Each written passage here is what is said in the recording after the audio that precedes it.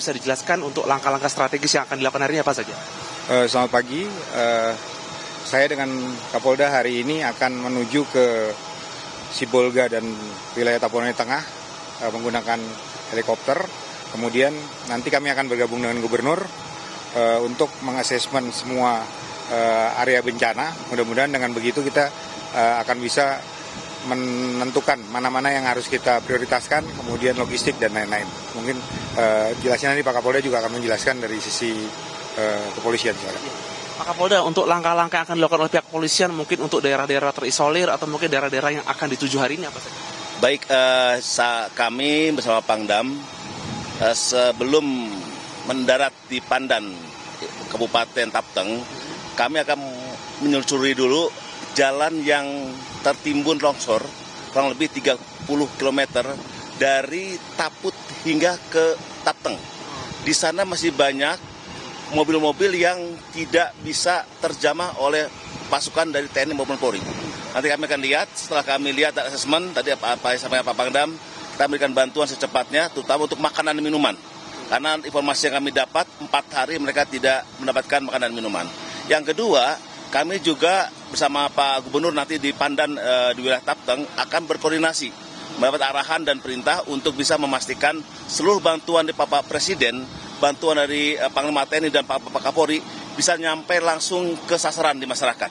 Tentunya kami TNI Polri bergabung bersama BNPB untuk bisa menyiapkan semua peralatan yang ada untuk bisa segera sampai ke wilayah di Tapteng.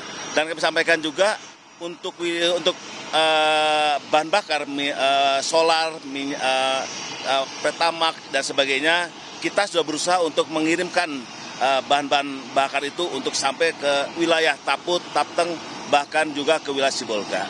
Untuk distribusi logistik diharapkan hari ini sudah mulai terkoneksi ya Pak?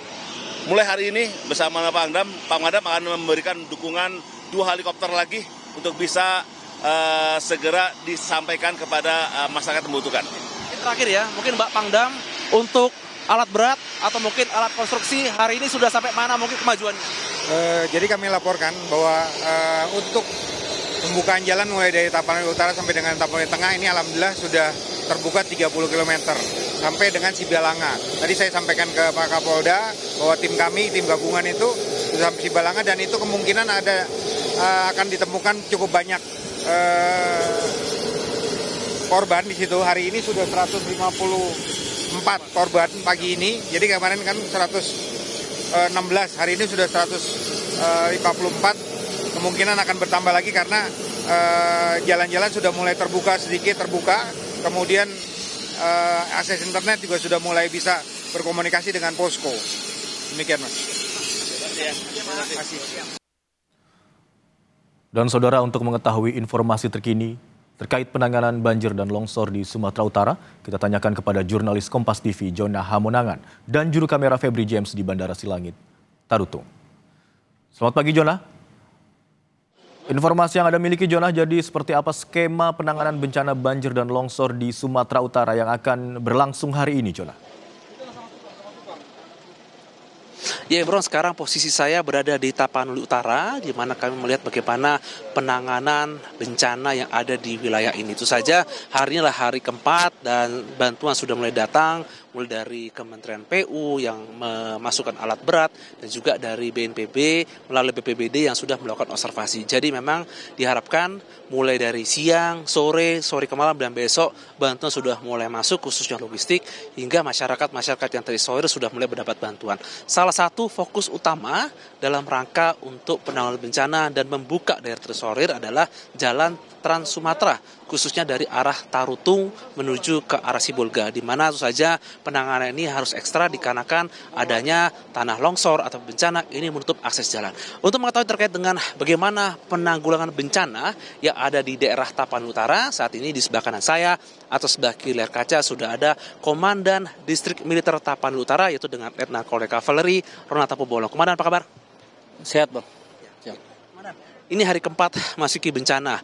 Daerah Komandan ini kan sangat besar ya, Tapanuli Utara ya. Mulai dari selatan Danau Toba sampai ke arah perbatasan Tapanuli Tengah. Penanganan bencana saat ini sudah seperti apa, Komandan? Baik, pertama-tama saya pribadi dan seluruh anggota TNI mengucapkan turut berduka cita atas masyarakat yang menjadi korban bencana di wilayah Tapanuli Raya ini, terutama di Tapanuli Utara. Berikutnya untuk tugas kami TNI dalam hal ini mendukung pemerintah daerah dalam penanganan bencana atas perintah Panglima Kodam. Kami prioritas pertama adalah membuka akses jalan sebagai jalur bantuan logistik darat ke arah Tapanuli Tengah, Sibolga. Di mana kita ketahui bersama bahwa Tapanuli Tengah dan Sibolga yang terdampak cukup besar banjir bandang.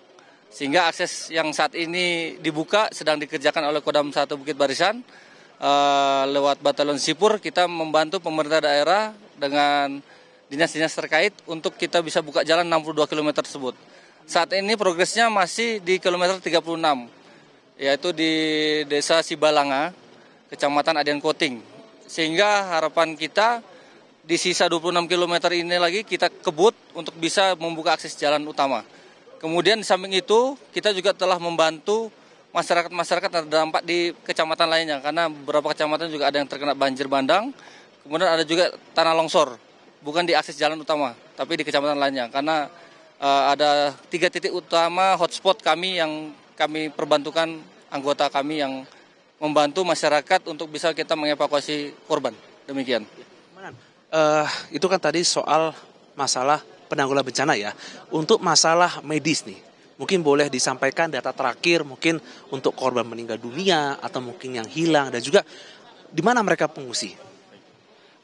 Untuk data korban sampai saat ini mungkin kami baca data. Kebetulan kami ada 2 kabupaten yang terdampak wilayah kodim kami, yaitu Kabupaten Tapanuli Utara sendiri, kemudian Kabupaten Humbang Hasundutan. Di Kabupaten Tapanuli Utara sendiri yang meninggal sudah saat ini sampai dengan pagi hari ini ada 16 orang, kemudian masih dalam pencarian atau hilang, masih terbenam dalam tanah, itu ada 35 orang dan luka rawat 3 orang. Kemudian di Kabupaten Humbang Hasundutan, sampai dengan pagi ini sudah ada meninggal korban nyawa 9 orang, kemudian luka ringan 6 orang, dan masih dalam pencarian 2 orang. Data ini masih dinamis, Bang. Jadi kita sambil proses evakuasi, pembersihan tanah longsor, itu pasti akan menemukan mayat atau jenazah, itu kita akan update selalu. Demikian, Bang. Untuk pengungsi, jumlah fixnya kami belum dapat, Bang. Tapi masih ini proses data, karena cukup banyak pengungsi-pengungsi yang berada di titik-titik. Kami sudah berkoordinasi dengan Dinas Sosial, 2 kabupaten tersebut, untuk kita bisa memfikskan data pengungsi. Karena data pengungsi ini yang akan kita berikan kepada BNPB nanti untuk memberikan bantuan logistik dari pusat. Demikian, Bang.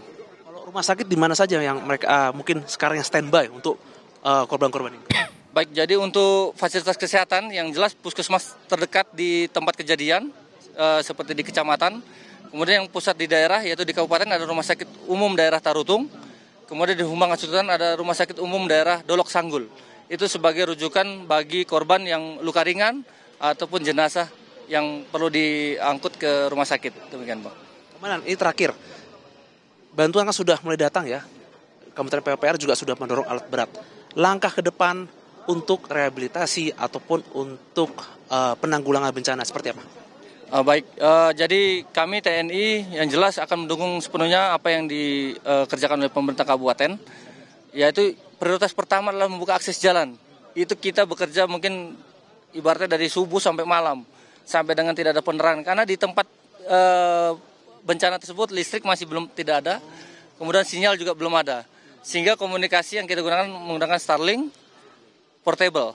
Kemudian untuk penerangan ini yang kita masih belum ini, karena tidak efektif juga bekerja malam hari, sehingga kita juga akan berupaya untuk kita bisa bekerja untuk malam hari penerangan dengan menggunakan genset. Kemudian yang jelas TNI juga akan memberikan pasukannya atau mendukung pasukannya untuk kita menjelajah masyarakat yang ada di balik longsoran yang tidak terjangkau oleh kendaraan roda 4, roda 2 ataupun motor, sehingga kita bisa memberikan bantuan logistik ke masyarakat-masyarakat yang ada di balik tanah longsoran yang titik-titik terisolir. Demikian, Bang. Mana menarik. Tadi Anda mengatakan Starlink, distribusi Starlink, singkat saja. Baik, jadi dari pemerintah pusat juga sudah ada dukungan Starlink ke beberapa kabupaten yang terdampak. Yang jelas di wilayah Tapanuli Utara juga kita sudah menyiapkan Starlink. Dari Mabes TNI juga sudah mendukung Starlink, sehingga semua alat komunikasi, harapan dari pemerintah daerah kita bisa komunikasi dengan korban yang tidak yang mungkin saat ini masih belum diketahui apakah dia selamat, apakah dia tidak, sehingga dengan ada Starlink portable tersebut masyarakat bisa berkumpul di situ mengabari keluarganya bahwa saya selamat. Demikian, Bang. Jadi kita bisa memberikan kabar jumlah pengungsi ataupun korban yang ada di lokasi bencana. Demikian. Terima kasih banyak Komandan atas waktunya. Itu saja diharapkan upaya yang dilakukan oleh Kodim Tapanuli Utara bersama Forkopimda lain dalam rangka untuk mempercepat penanggulangan bencana. Terima kasih banyak Komandan. Demikian wawancara saya dengan Komandan Distrik Militer Tapanuli Utara, Letnan Kolonel Kavaleri Ronata Pobolon, dan kita bisa melihat bagaimana upaya-upaya yang dilakukan dalam rangka untuk membuka daerah yang terisolir, khususnya masyarakat yang terdampak. Yang paling penting adalah bantuan logistik seperti makanan, apalagi tadi juga disebutkan oleh Komandan seperti distribusi Starlink sangat penting sehingga masyarakat bisa berkomunikasi. Banyak sekali komunikasi yang terhambat dan tidak bisa memberitahu bagaimana kondisi, dan ini sangat penting. Itu saja, diharapkan seminggu ke depan sudah bisa terbuka, terkoneksi, jalan juga sudah bersih sehingga masyarakat bisa beraktivitas normal kembali. Imron. Jonah, yang juga kami ingin ketahui tadi dikatakan sedang dibuka akses darat begitu ya, berupaya untuk dibuka akses darat sepanjang 62 km. Sementara itu hingga kini masih terus diupayakan dan sudah sampai di titik 36 ya, kilometer 36. Kemudian wilayah mana saja, Jonah, yang hingga saat ini masih terisolasi di 26 km tersebut yang belum terbuka akses daratnya? Ya Imron, untuk distribusi atau mungkin jalan yang belum terbuka mulai dari Tapanuli Tengah, Tapanuli Selatan, dan juga nanti akan dibuka juga ke arah Sibolga. Jadi memang fokus utama yang dilakukan oleh Satgas ini pembukaan dulu jalan, khususnya jalan Trans Sumatera dari arah Tapanuli menuju ke arah Sibolga dan juga koneksi ke Tapanuli Tengah. Jadi inilah daerah yang mungkin kalau masyarakat lihat video-video viral seperti mungkin angin topan ataupun banjir bandang yang rumah terseret, disitulah daerah-daerah yang sangat terdampak dan memang terisolir. Banyak dari mereka yang susah sekali dihubungi dikarenakan memang listrik tidak ada, ditambah lagi mereka mungkin juga baterai di handphone terbatas, tidak bisa berkoneksi mungkin untuk keluarga lain. Jadi memang fokus utama seperti itu. Namun perlu dicatat bahwa diharapkan juga mungkin adanya bantuan-bantuan lain seperti misalkan tadi disebutkan oleh Komandan distribusi Starlink, ini sangat penting sehingga tidak hanya bantuan makanan tapi komunikasi sangat penting. Jadi ini harus paralel sehingga komunikasi bisa lancar. Dan yang paling penting juga adalah bagaimana dukungan cuaca sehingga kalau kita bisa melihat dari BMKG juga terus melakukan operasi modifikasi cuaca karena memang kalau hujan deras ini cukup menghambat untuk melakukan bantuan. Nah, kalau kita lihat sekarang cerah, panas, dan ini sangat membantu untuk Satgas untuk bisa masuk ke dalam, khususnya ke daerah-daerah bencana, hingga bantuan bisa distribusikan. Kecepatan dalam penanganan bencana sangat penting hingga bisa meminimalisir khususnya korban jiwa atau korban meninggal dunia, khususnya di daerah-daerah yang terisolir ini. Imran.